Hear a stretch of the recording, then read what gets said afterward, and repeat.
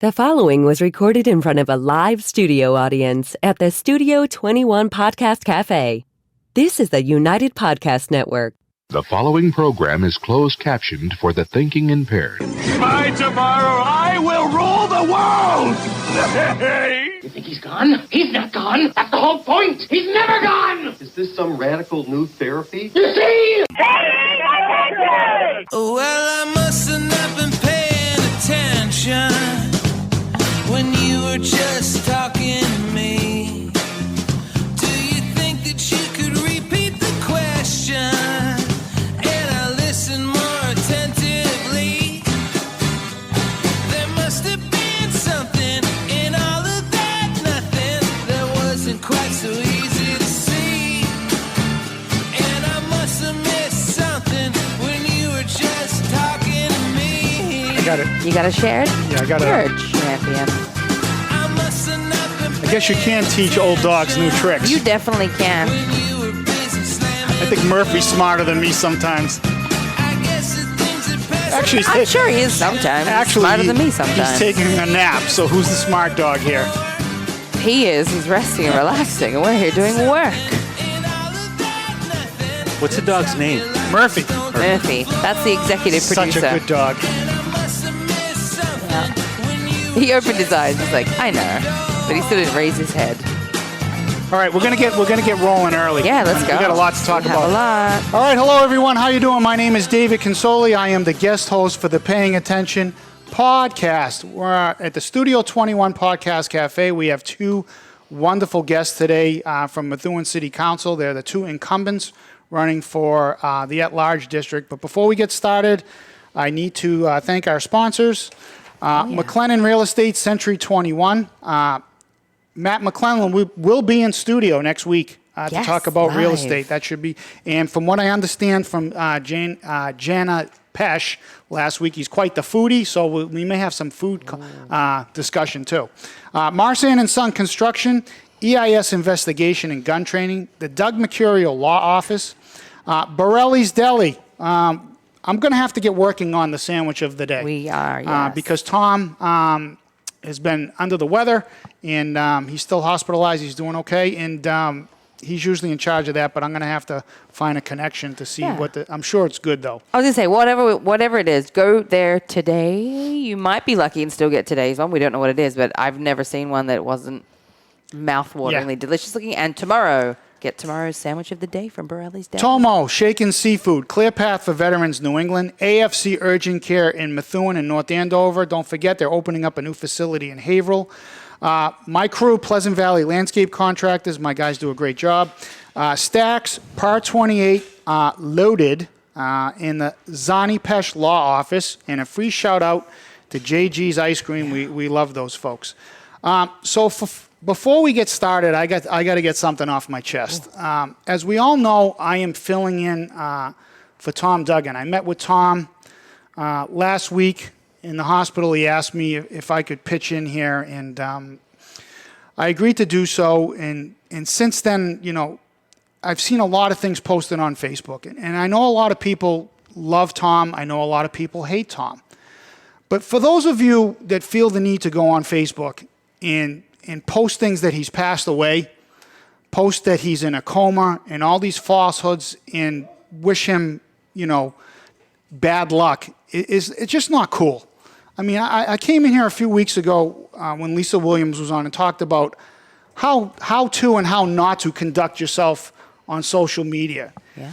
And I don't care if you like the guy or hate the guy. That's just not the way to conduct yourself. So until Tom gets back here, can you please refrain from spreading falsehoods on Facebook? I mean, I know when we all know that Neil Perry and Tom Duggan don't like each other, but when Neil was having his health issues, Tom always wished him well, and Neil has done the same thing for Tom. They don't get along, but he would never wish harm for Tom. So I'm just asking you folks out there, before I have to come in here next week and swear, please stop from doing that. And I don't want to I don't want to see the hate mail either. I'm not in the mood for that. I'm doing the best I can.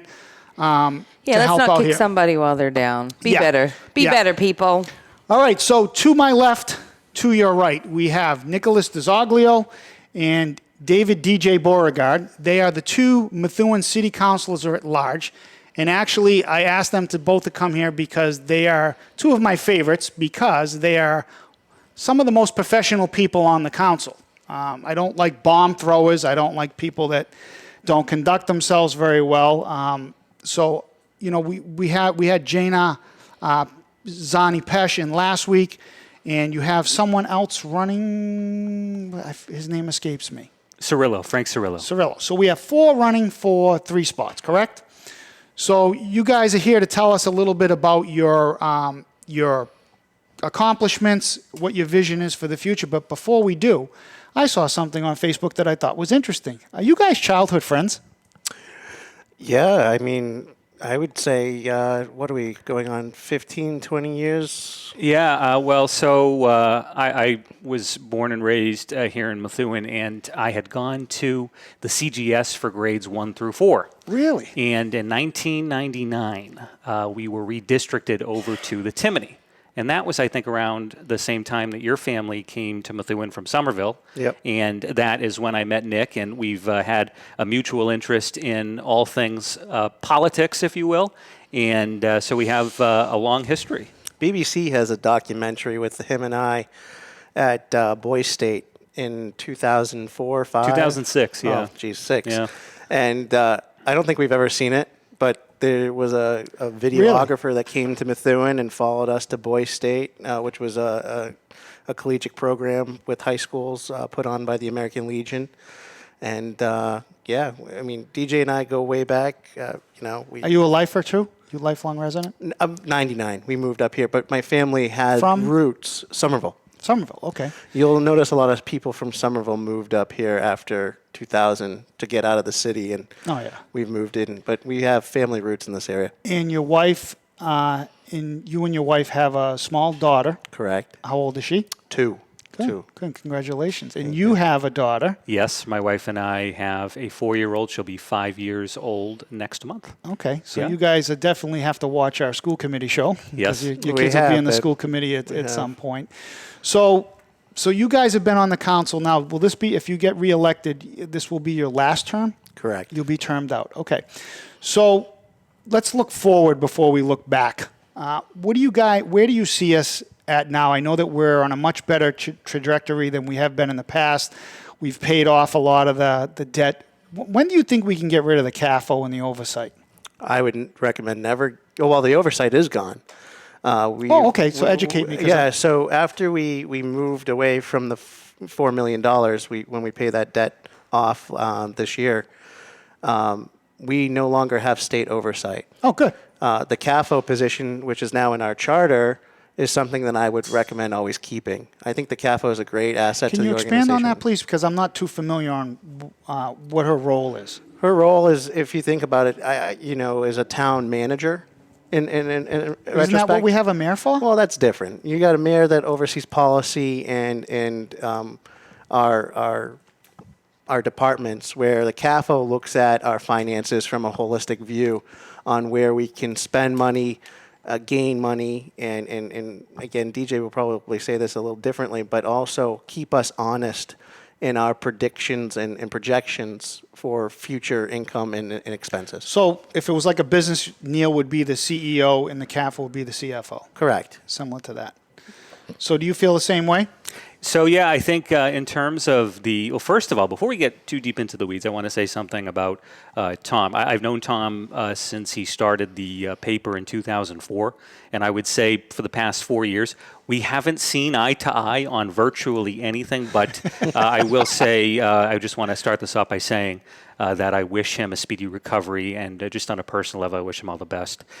In terms of... Ditto. Yeah, absolutely. And in terms of where we're at as it relates to looking at the future, we've taken steps. And actually, I want to say, too, that we were elected in 2019, so we took office in January of 2020. But several of our colleagues had been elected in 2017. And they began the process, really, of trying to clean up. So you guys came in, I'm sorry to interrupt you, you came in right after that police contract mess. Mm-hmm. Yes. And so what ended up happening, though, is that we had our the prior council in 2019, especially. They were, and I should say, I'm sorry. They were elected in 2017, so they took office in 2018 and served through 2019. They really got the process started as it relates to cleaning up a lot of the messes. And so when we came in 2020, we had the opportunity to expand on that effort to clean up the messes that were in our city and really lay the groundwork for the city's future. And so just in working with Mayor Perry, who's been an outstanding mayor, he's a hands-on executive, and so for him it's really key that we're watching our expenditures, that we're conservative as it relates to how we spend taxpayer dollars. But what's great about Mayor Perry is that every year since he's taken office, we've ended the fiscal year every time in the black. Yeah. And for me, if somebody were to ask me, how do you judge a mayor in whether they're successful, I look at the financial piece. Absolutely. And so as we look to the future, one of the things that I've talked about during the campaign as to why I want to continue serving is because we can't simply have a conversation about the next 2-year term. We have to be looking at the next decade and beyond in analyzing what type of community we want Methuen to be. And I think those conversations, they need to start now, and they have been underway, but we need to just keep the progress going. And I want to thank you on behalf of the taxpayers for stepping in as temporary mayor when Neil was unavailable. And from my people at City Hall, they said, you did an excellent job. So maybe someday we can consider a run for mayor if that's in the cards. We'll see. Well, I'm trying to deal with this campaign first. But what I will say, though, I need to give a special shout out to the staff in the mayor's office, Tina Conway, the chief of staff, Michelle Amber, Jordan. They are outstanding. And quite frankly, it would have been very difficult, in essence, being pushed into the deep end of the pool like that experience was without them. They were absolutely essential to just keeping the trains running on time and keeping the city moving, and I'm very grateful for their help with that. All right, couple hot button topics. Last week when Jana was in, I talked about the mess that the police contract was, and now that a lot of that's been resolved. And I talked about my confusion, Nick. Mm-hmm. Tom comes on, and we all know what Tom's position is on that. And he comes on and talks about all of these positions that have been created in the police department. The budget has ballooned more now than it was in the past. And then I get, information from City Hall that says that's not really true. Mm-hmm. And I'm a little bit confused. Can you tell us where we've come and where we're at with the police department? I mean, what I'll say is it is a 180 when it comes to the org structure. The way that we as a council started this process with the new chief was to take and distribute resources and allocate them in correct locations. Now, you're saying prices have gone up or the budget's gone up based off of Tom's opinion. I think you take fact from what the contract scenario brought to light. Mm-hmm. Let's not forget, those guys were owed back pay for almost like 7 years. So they're not going to get that salary inflation every year. It is making them whole, finally, from what they were owed. Now, redistributing the employees or the staff into different slots, like going from 5 captains down to 2, a deputy chief, is to make and streamline the organizational structure of that police department more efficiently, and allowing the chief and his deputy chief to have their captains truly be specific around the areas that they will support. So from task force to drug and detectives, and then you have your lieutenants and sergeants underneath them that are also now specific, having a larger leadership position than being micromanaged originally. So if you look at our organizational structure now of the police department, it's running efficiently. We have transparency, and we're looking at how our police department just recently is going to grow with, making sure it's evidence locker is our next topic of making sure it's an efficient transparency there in the evidence locker. I think they do a good job. And you said the word micromanage. Talking to Neil, I heard that the morale at the police department is much better now than it has been in years past. I mean, the smiles that I get every day when I see the guys doing details or... That details. I love the Methuen police department. The only thing is, can you get off your phones when you're on a detail? They don't watch the flow of traffic. It drives me crazy. And I know they're probably out there bored, but I mean, I can't control that, but I think I know a man that can. So I can no, give him a that's call. fine. But they do a great job. DJ, you wanted to hop in on this Yeah, subject? our police officers, they do an incredible job, and I think Chief Scott McNamara He's great. He's been a breath of fresh air, really, Amazing. for the department and in the city in general. But this really is the issue where I spoke to some of the disagreements I have with Tom, where we have really gone in just polar opposite directions, I think, especially since the election of 2019. And I think it really is past time to correct the record regarding some of the lies and disinformation that have been fed to the people of Methuen under the guise of journalism and on social media. I want to point out a recent story regarding the Greg Gallant ruling. It stated right in the story that it was a ruling from the Civil Service Commission. That is pure fiction. It was a tentative decision from an entity called the Division of Administrative Law Appeals. It was not a ruling from the Civil Service Commission. Dear Lord, do you remember last week I said how confused I was about all that stuff? A regular citizen like me, I don't know what is going on. It's like I hear all this information, and it sounds like we're volleying back and forth. And all I know is, as a taxpayer and a business owner, I'm tired of people suing the city.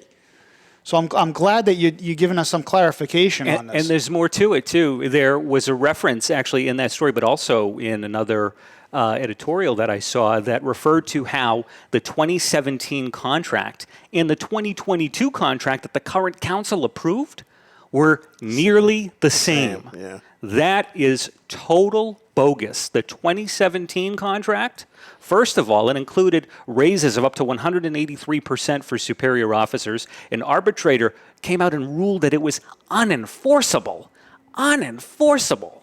And that's crazy. To compare that to the 2022 contract that we ended up approving last year, it's absolutely insane. We settled, in essence, 7 years' worth of CBAs in one series of contracts. We were able to get, or the mayor and the negotiating team, they were able to get the Superior Officers Union to pay back the illegally paid out MOU. Yep. So what we were able to do with that contract, we were settling all those years' worth of CBAs, and we were able to, in essence, close the chapter on, in essence, close the book on an awful chapter in our city's history and move the city forward. So when Tom has a special news report about this in an episode here paying attention on that topic, he had something with like $26,000 per officer getting that over the next whatever years. No, that was everyone getting paid back from those 7 years of CBAs. Well, the other thing I learned years ago when Bill Manzi fired Chief Solomon, Chief Solomon sued the city. And he got his job back, and some of the settlement went into his pay. Totally false.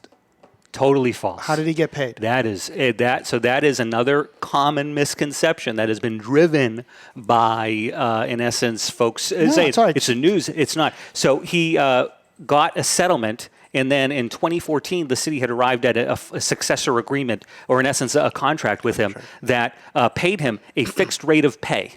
It did not include any extra settlement money. Oh, okay. None. So that's a falsehood. Totally false. And what's crazy is that this is all in the council record. You can go back and look at the resolutions, the contracts, etc., any pieces of legislation that were passed, and you could see it. It's all on the record. And the other thing, too, that drives me crazy, I have heard it said. Tell me how you really feel. I'm just get DJ fired up. You got me fired up.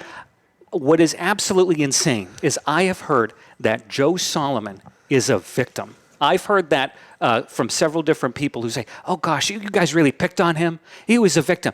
I say absolutely not. The victims are the 53,000 residents of the city of Methuen. They are 53,000 victims of fraud. All right. I hate to cut you off, but we got to go over the next hot button topic. The Days Inn. Oh, let's rub that. The Days Inn. Okay, I was told to bring that up. So Charlie Baker's administration dumped these poor people on. I know we were trying to get reimbursed from the state to educate these kids. I saw Nick get frustrated once about you guys getting criticized that you weren't helping out. I got thrown out. Nick was dropping off diapers, weren't you? Diapers. We all did. We all did. No, yeah. we all did. And I give credit to majority of the council that cooled me off by this, but I have a 2-year-old. He has a 4 going on 5. Absolutely. You have kids. As a father, bringing diapers, coloring books to kids that are sitting in that hotel, knowing that there is a slumlord, whatever we want to call them, of a hotel owner, okay, who is marking up his hotel at the highest rate to the state, which taxpayers are paying for, and not providing the service that a hotel should provide, is criminal. He is a slumlord. And I'm sorry, that hotel or that shelter is what I'm calling it now. It's a shelter. It's 100% a shelter.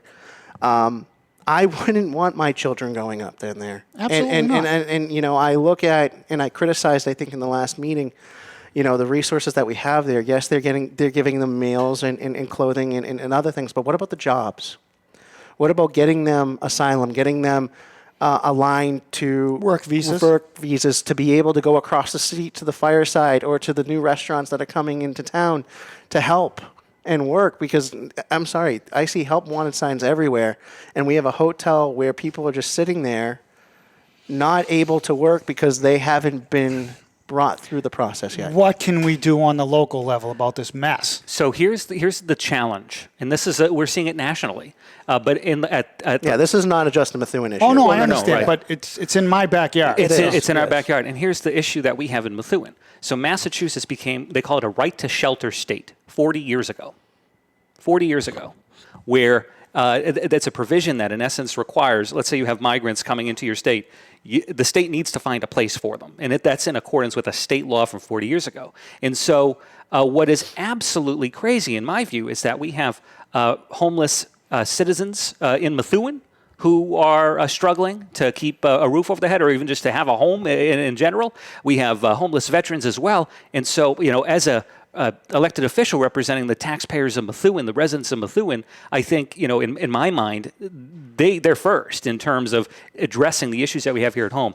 But in terms of the migrant crisis as a broader issue, we have a humanitarian disaster in our backyard right here in Methuen. And in my view, let's say you're dealing with migrants who are coming to your community or to your state or whatever. There is a human piece there where we have children there, right? And so I think it's important to bring in these organizations who are able to provide clothing and food and what have you. But here's the issue. I think we need to have a bit of a balance. There's only a handful of communities where migrants are being sent to. Methuen is one of them. Another one is Taunton. But you don't see migrant families being housed in, say, Andover or Weston, or Lexington. Martha's Vineyard. Or anywhere, right? Like that. And so I would love for us to see, just as a state, for more communities to assist with dealing with this. But I want to say something about the hotel. The Days Inn has been a hotbed of criminal activity for over a decade. There was a time when... Do you know that I was asked to bid that place to service it? And when I went to go do the walkthrough, the hypodermic needles and everything else that was out there, I wasn't taking that property on. Well, no way. Well, check this out. Over the past few years, the owner of that hotel has let no crisis go to waste for the sake of padding his pocketbook or his wallet. So there was a time when he brought in essence, allowed to come in, a wet shelter. That during was COVID. During COVID, right? But then all of a sudden we have this migrant crisis going on, and so right off the bat he brings in the state as, or he in essence agrees to bring folks in, and the reason why is because he cannot keep his hotel full with paying customers. No. And what can we do about it, though, guys? So I mean, I know I have asked, and the mayor has done most that he can with the with health inspectors and the fire department and police department. We're looking at different avenues, and I don't want to speak too much towards it for legal purposes, but as a resident and a taxpayer, you gotta just keep fighting the delegation. I think this is more than, again, a Methuen problem. And also, it's not just migrants, by the way, in this hotel. There are Massachusetts citizens that have been here their whole life living in there, too. There are Americans and also immigrants in that hotel. But I think what we need on state and federal level, and I don't believe in let's build these small little houses and put them in parks, because that ends up being a crime-driven situation as well. Because I know Boston's thinking about it in certain places, and I know Los Angeles did it 2 years ago, and it epically failed. They ended up bulldozing it down 9 months later because the drug and crime rate went up in that area. I think we really need to look at public housing in a different format with how our state and federally zone land, and consider again homeless projects. So do you both pledge to fight the fight to get this cleaned up and get, I think there are things that we can do at the local level to Yes. address the issues at the hotel. Methuen does Right. a lot. Methuen does a lot of things well. Code enforcement is not one of them. I'm sorry. I spoke on last week's show. We had a meeting at my building regarding the road, and Mayor Perry showed up with all the department heads and the police chief. Well, I've been up Penny Road. That. No, that's fine. But Barbara, who owns DeLuca Fence, made a comment, and the mayor said we'll look into it. But she's talking about the businesses. We got slumlords in there. The guy that rents the place next door to me, he's a slumlord. He doesn't do anything. The place is in disrepair. There's tires, unregistered vehicles. You know how it goes, and it's like that in different parts of the city. And I'm sorry, but Methuen does not do a good job with code enforcement. And a major problem is that the inspections office, they are horrendously understaffed. Their workload is just insane. So that's something that perhaps that we have to work on. So before we got about Can I quickly 3 wrap minutes with left. one thing really quick about the Days Inn? I just want to finish my thought there. So I think we just need to find a balance where we have the human issue with the migrants, right? And I think we need to do, in coordination with these nonprofits that we're working with, dealing with that. But at the end of the day, we need to be dealing with this fact that the owner of the hotel is out to make a quick buck, and that is wrong as well. So it's a very complicated issue. 100% agree. Yeah. 100% agree. Well, I hope you guys do well. I think you will. DJ, you have the honor of being the top vote getter at last election. Nick, you did pretty well too. So you guys. We'll see this time. I don't know. Well, I think the total votes that voted in the last election was what we received in our first election alone. So I think only 4,000 people voted in the last Isn't that election. abysmal? It's just, and I think I just got terrible. 4,000 votes in my first election. Yeah. So Yeah, quick side note. I went to vote at the Marsh, and the lady couldn't find me, and I went to whip out my ID, and she said, "Oh, we can't ask for that." So that's a topic for another day. I wish we could. So we only have a few more minutes. I want to do a little human feature. We're gonna have a little laugh because I asked you guys to come on because you're two of the most professional people on the council, but I want our viewers to see the human side of you. So you're going to answer some silly questions. You both ready? I'm ready. Let's Cue go. the lightning. All right, question number 1. Gentlemen, who do you hate getting texts from? Nick, we're going to start with you. I mean, I love him, but my brother. Your brother, okay. I love him to death, but sometimes it's not like, "Hi, how you doing?" It's long. It's a long. Okay, message. DJ, who do you hate getting texts from? Well, I really like staying in touch with as many people as I can. I can't really think of my phone book and think of who I wouldn't want to get a text from. Okay. It's Nick Dizoglio. That's what it is. I mean, I don't know. Well, on some days, yeah. I don't know. Spam. I hate all the BS. Yes, that's a great one. I have, Spam. I have the Spam is best the one. answer. I get my oil changed in my car, and then I got to write 4 surveys. I get the house cleaning company that comes. They're constantly texting me. How do we do?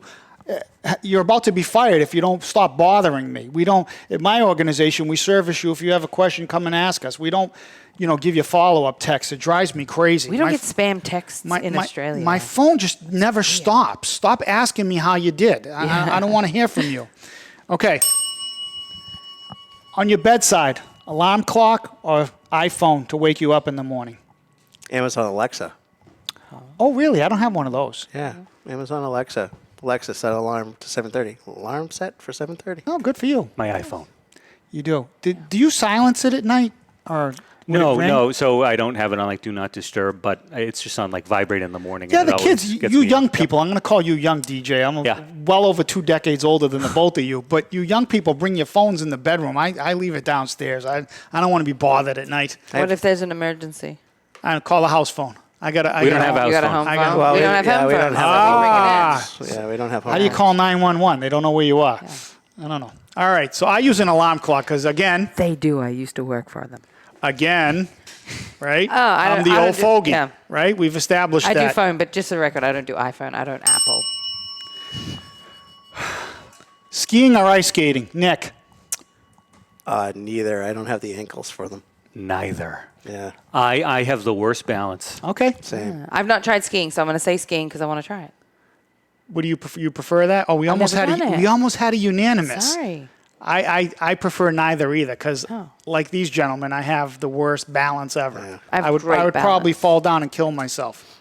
All right. Favorite fast food restaurant? We're gonna start with you this time. This is a bad idea. Nothing is fast anymore. Show me one that's fast. Show me one that I can get in and out of within like a couple of minutes. And then you complain I go over time. I know. See, it's my fault. I said don't ask open-ended questions. Yeah, I don't have one. Okay. There you go. I'll Move go on. Chick-fil-A. Chick-fil-A. I was going to say Chick-fil-A. They're great too. I also like Chipotle and Good answer. Yala on Merrimack Street. Is that a fast food? Yeah. Well, it's I not don't fast food, consider but it fast I food. do DoorDash. There you go. I will pretty agree. much. Chipotle is one of the last actual fast food All right, good places for I've you. ever gone to.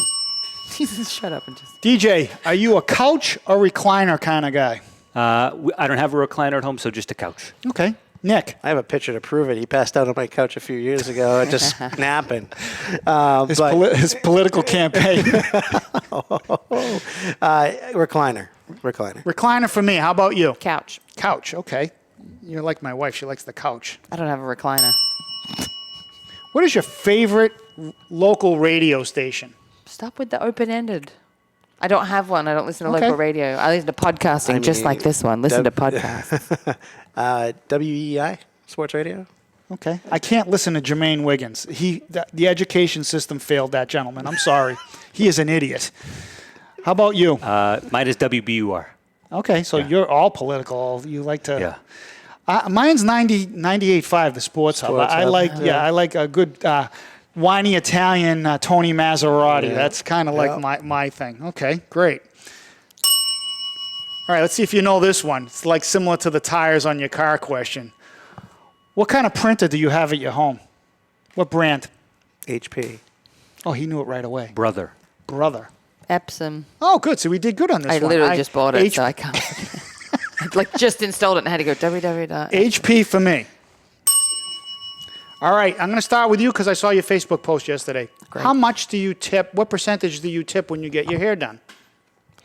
She's one of my best friends, so I tip more than anybody. Whatever I'm feeling, 30 or more %. Okay, good for you. DJ. Any tips? 20%. Okay. 20%.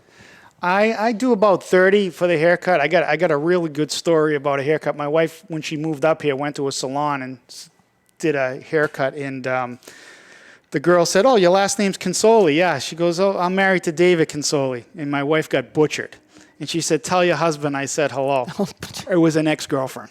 Oh. Yeah. So that was a no sorry. that was a no tip. My wife likes that story. She wasn't happy at the time.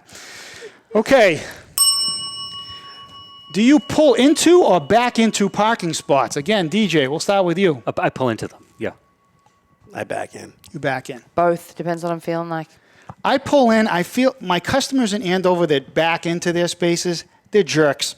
I don't. There's something about a backer in. You maybe because you're. Well, I from do it Methuen- because of children. I don't like backing up. I'm just saying. Down a driveway. I like to pull into the driveway. I just so I can find see that in people front of that me. back into a space are not nice for some reason. It's a How dare you. It's a Consoli thing. I would've said- it's one of my hang-ups. All right, you have to choose one. Cashew. Let's see. I lost my. Oh, cashew, peanut, almond, or pistachio. Favorite nut. Cashew, because macadamia is not on your list, which it should be. Oh, okay. Cashew. Regular peanuts. Regular peanuts. I'm Yeah. going to go cashew as well. We still haven't had a unanimous one on this round, huh?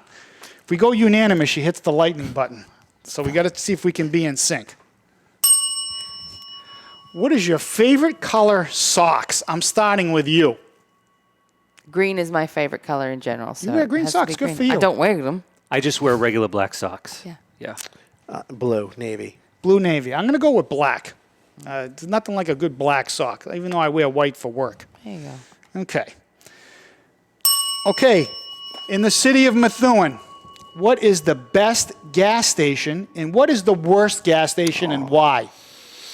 I have zero answer. I can't help you. You're going on to that see one. me animated on this one. All right, go ahead told me- then. Let's go. I would guys. say I usually go to Hafner's. Yep. They're reasonable and convenient.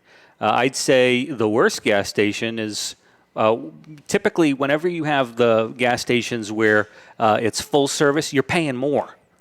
So if you can get out, Okay. you should do it yourself and you pay Nick. less. I'm a Hafner guy. I have the little barcode. Okay, to what's do the worst one? Because we're running out of time. The worst one, I think, is, again, self-service ones. You know. Okay, so for me, Hafner's, the people that work there are friendly. The worst one, Irving on Pelham Street. To you people, that place is a shithole. I call it Somali gas. The place has trash everywhere. You can't get a goddamn receipt for the life of you. You got to go in. It's been like that since 2016. The trash is overflowing. The people are rude. The place is a disaster. Go on my Facebook page. You'll see the pumps falling apart. That place sucks. The views. and Please, opinions as city of the council host members, and the shut people that goddamn place down. are not Now I am reflective fired up. podcast. Okay, well, it's the end of the show, so good time to get fired Yeah, up. I feel know. like that was a loaded question. Yeah, You guys feel sorry. like that was, I think it was a loaded leading question. question? I Okay, real quick. When you go to Walmart, do you return the shopping cart into the corral or do you just leave it? Oh, I return it. I don't go to Walmart. I'm a Target guy, but I always put Same it back thing. in the I mean, corral. I put it back in How the about you? Corral. Okay, I'm a half and half, depending upon what's going on that day. Okay, last question. Yay. What is the last movie you saw in a movie theater? DJ. It was a new Disney movie, Elemental. Oh, with the girl, with your Yeah. daughter. Yeah. Yeah, that's nice. We just went to Olivia's first movie, The Haunted Mansion. Oh, great. How about you? Barbie. Okay, well, mine is 80 for Brady. I took my 84-year-old mother. She laughed. She had a great time, and it was pretty memorable. I don't go to the movies that often, I so. go quite a bit. So I want to thank you guys for coming in. You can roll up, Mel. Thank you. And is there any final things you want to say? Real quick comment. We got about 40 seconds. Just vote in November. Yeah, thanks for having us. Thanks for having us. We'd love to have the support of the people of Methuen for 2 more years. All right, we thank you guys for doing a great job. We want to thank our sponsors before we head out. Let me grab my glasses. McLennan Real Estate, Century 21, Matt McLennan. He'll be here next week. This ought to be fun. Ronnie Marsan at Marsan & Son Construction. Ronnie's running for East End. Good luck to him. So, yep. EIS Investigation and Gun Training. I might need that after hosting this show. I'm going to have to start packing heat because I'm getting hate mail already. The Doug Mercurio Law Office, Borelli's Deli. I don't know what the sandwich of the day is, but we're going to have to find out. I bet it's delicious. Yes, it is. Tomo, Shaken Seafood, Clear Path for Veterans, New England. AFC Urgent Care in Methuen, Pleasant Valley Landscape Contractors, my crew. Stacks, Par 28, loaded. The Zani Pesci Law Office. And a free shout out to JG's Ice Cream. I'd like to wish my mom a happy 85th birthday. It was her Happy birthday birthday. yesterday. Happy birthday, Mom. I'm going to go over real quick because we didn't do it, so Mel's just going to roll around again. If you are looking for some cool entertainment tomorrow night, come on out to Spigot Falls Riverwalk Park. Bellas, right? My band, the Bellas, we are part of the Summer Nights concert series that they've been hosting, so we'll be there tomorrow night, where the event, I think, starts at 6. We go on at 6:30 to 8:30. Come on down to the park. It's going to be great. It's going to be great fun. I am going to come and see you Those sing. concerts are always a lot of fun. They are Yeah. great fun. So we'll be there singing for you guys tomorrow We established last week that I don't go to concerts, but I saw a video I of did her. see that. I saw a video of her singing. She's pretty good. So I night. I The think other two I, with me are even better. So I think, you're in well, for a I was treat. focused on you because I know you. You would be. So, But yeah, come on out tomorrow. Spigot Riverwalk Park. It's off of Osgood Street, apparently behind where Dick's TVs. and how used about a to plug be. for Sadie's? Are you doing anything Music there? bingo tonight and every Thursday night. Every starts Thursday at night at 6:30. Sadie's? Yeah. Okay, and you're hosting? Always hosting. That's my Awesome. job. Look, we looped all the way back around to when he says, go home. All right, Mel says we're going to go home. There you So go. let's go home already. Thank you, everybody. Thank you. telling you to go. The views and opinions expressed by the hosts, guests, or callers of this program do not necessarily reflect the opinions of the Studio 21 Podcast Cafe, the United Podcast Network, its partners, or affiliates.